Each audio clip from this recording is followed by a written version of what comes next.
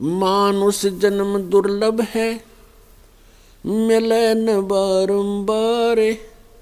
जैसे तरवर से पत्ता टूट गिरे, वो बोर न लगता डार। क्या बताते हैं कि जैसे मानुष जन्म बार बार नहीं मिलता,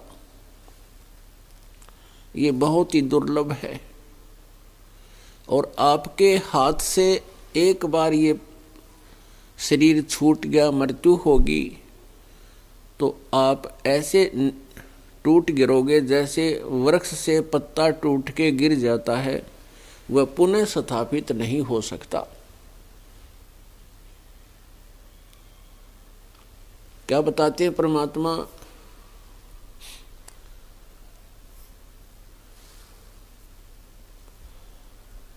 पतझड़ आवत देख कर बन रोवे मन माही।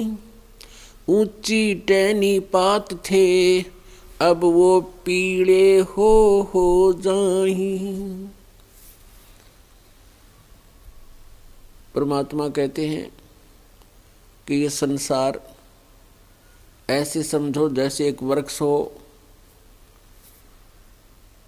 और वृक्ष के पत्ते टूटकर बसंत ऋतु में पतझड़ जिसे कहते हैं, पत्ते टूट टूट कर पीले होकर गिर जाते हैं, ना जाने कहाँ गंदे नालों में पड़कर सड़ते हैं।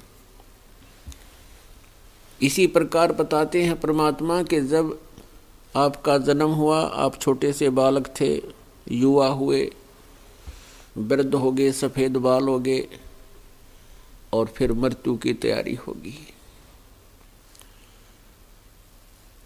क्या बताते हैं?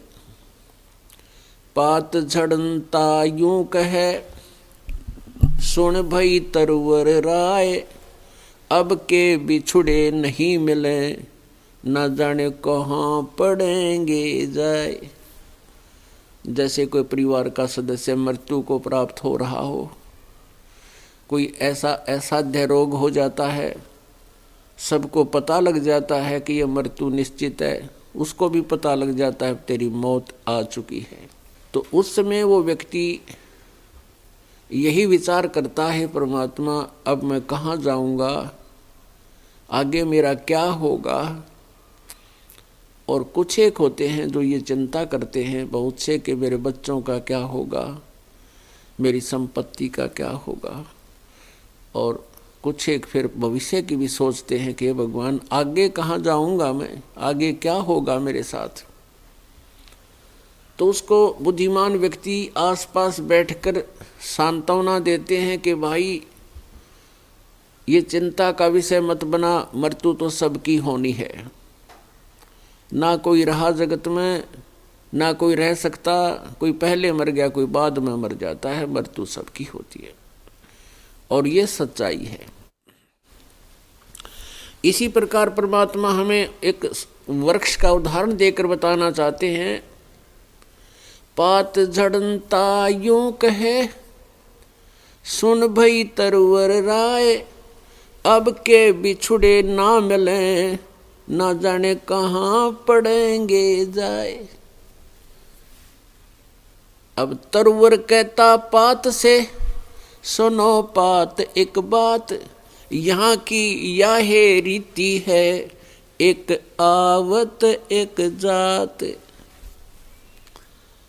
अब परमात्मा कबीर जी, कबीर भगवान हमें कितने अच्छे तरीके से समझाना चाहते हैं कि इस काल के लोक में, इस ब्रह्म के लोक में, ये एक यहाँ की रीति है, हार्ड एंड फास्ट रूल है, फाइनल रूल है इसका, कि जन्म और मृत्यु सदा बनी रहेगी। यहाँ की यह रीति है, एक आवत एक जात। जैसे बसंत ऋतु में जो पहले वाले पत्ते होते हैं वृक्षों के, वो पीले होकर अपने आप टूट टूट कर झड़ जाते हैं,